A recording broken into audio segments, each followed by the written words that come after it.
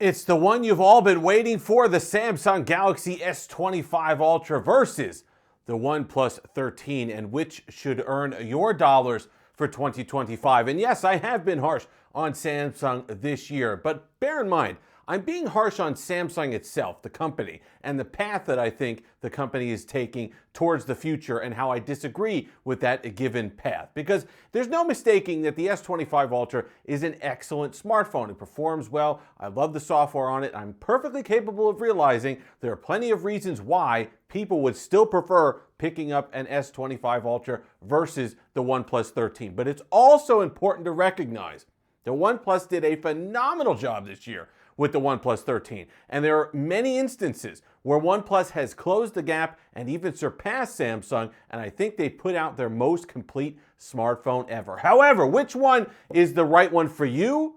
We're going to talk about it right now. And we're back. Of course, there's a lot to talk about between these two devices. The most important part and the most important place to start is the price. $1,300 for the Galaxy S25 Ultra versus $900, or as tested, $1,000 for the OnePlus 13. And I understand you could talk all day about the trade-in offers and all day about the carrier deals and everything like that, and I do understand that. But at the same time, you have to judge the devices at the MSRP, because I didn't pay $900 or $1,000 for this.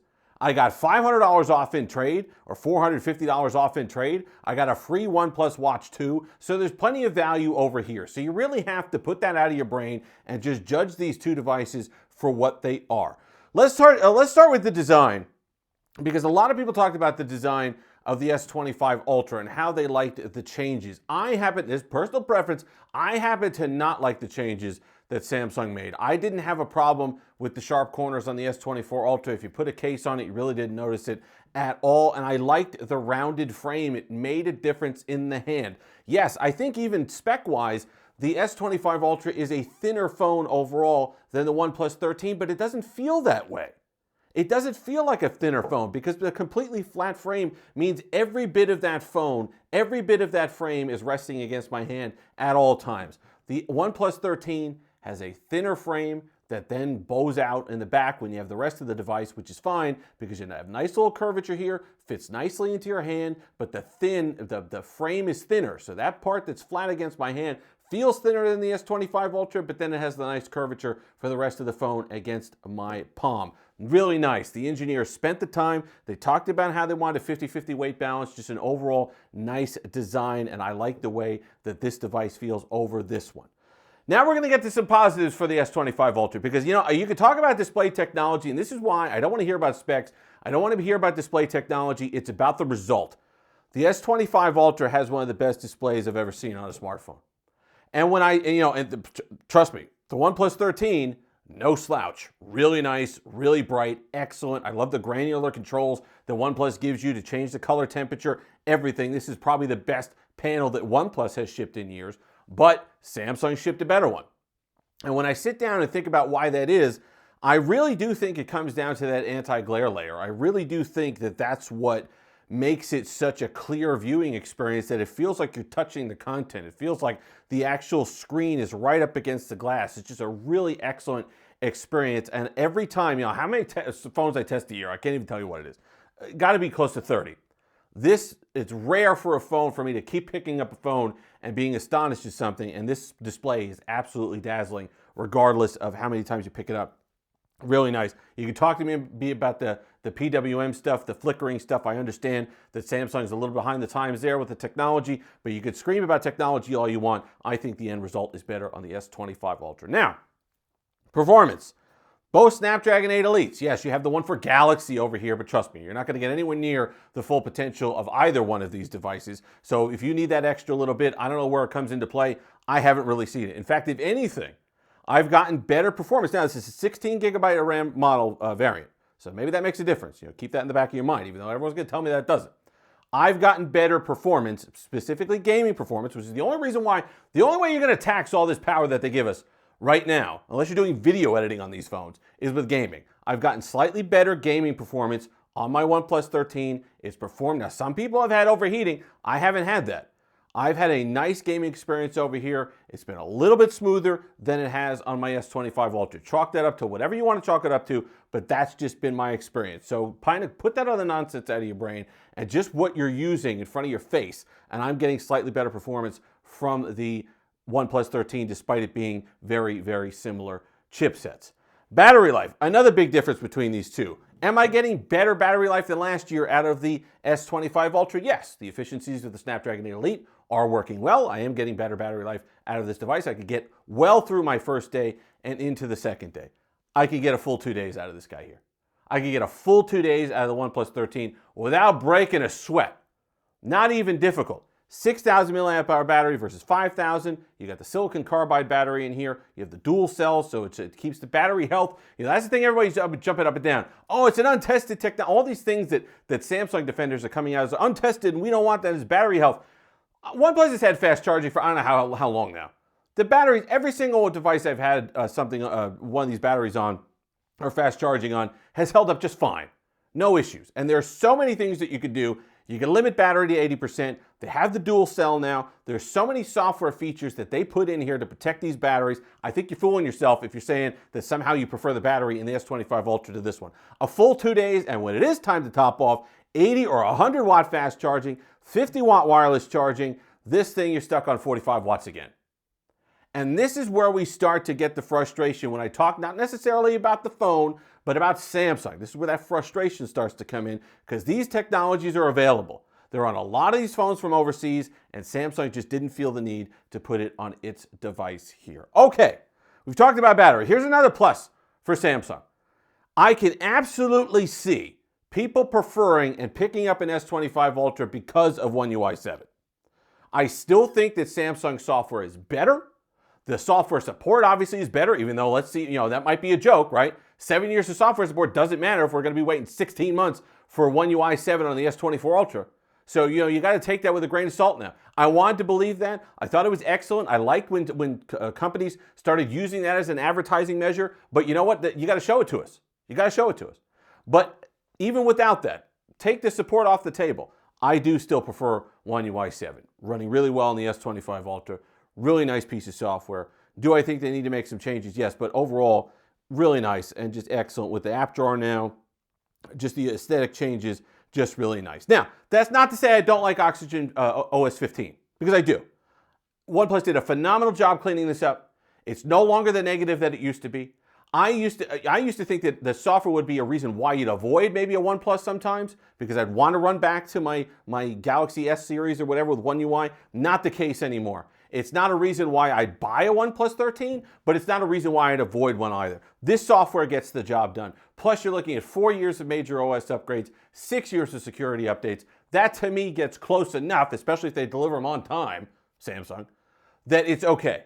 I really like that, and I think that that's an advantage here, or it takes away one of the larger advantages that Samsung had. Still prefer the software, not the blowout that it used to be. Camera, same situation, right? In a lot of instances, we'll throw up some shots for both. Just kind of a selection of photos. There are a lot of instances where I prefer the OnePlus 13 photo from the S25 Ultra. And that has never been the case for me.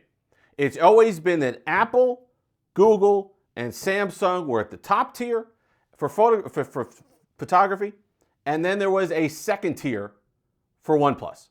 And whatever, there's so many people that went online and said, well, they prefer the images from their OnePlus 12 over the 13. I don't know what you're talking about. The OnePlus 13 and whatever Hasselblad did with the color science is a significantly better camera system. Last year's photos were dull, they were dim, they got weirdly moody, and the contrast was weird. These are poppy, vibrant, sharp photos, really on par with what we're getting at the flagship level from the other manufacturers. And now it's a matter of preference. Before you could say the OnePlus cameras were objectively worse than something like the Galaxy S series, now it's personal preference, which I think is a win, a major win for OnePlus. If you could get to the point where on like a blind camera test, if you show me two photos, I'm going to enjoy a lot of the images coming out of the OnePlus 13. Then there's the price, okay? $400 difference on the base models. Yes, there are carrier finance deals that you can't get on a OnePlus 13. And that starts to build into why you'd pick up one of these over an S25 over a OnePlus. If you're somebody that just walks into your carrier store, if you're somebody who is not an enthusiast, you've never removed a SIM card from a device before in your life, do I think you should pick up a OnePlus 13? No. Because smartphones are our lifelines. If something were to happen, if it were to break, if there were something wrong with your cellular connectivity, some Wi-Fi calling, carrier incompatibility, whatever it happened to be, you can't walk into a carrier store and get it fixed. That's something that you could do with your S25 Ultra. And I know enthusiasts watch these videos, but we really have to, it's my job to kind of pull us out of that a little bit and hope that the people who are making legitimate buying decisions, if you're an enthusiast, you've already made you're probably watching this video on one of these two, right? You're just looking for that personal validation for your choice.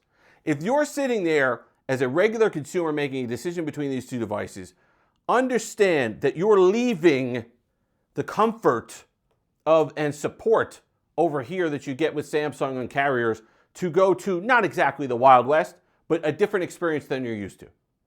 Now, if you're comfortable with that, if you are someone that messes with SIM cards and everything and you're okay with understanding bands and your carriers, this is a phenomenal experience and you're going to enjoy being out from the walled garden and you're going to enjoy freedom on the OnePlus 13.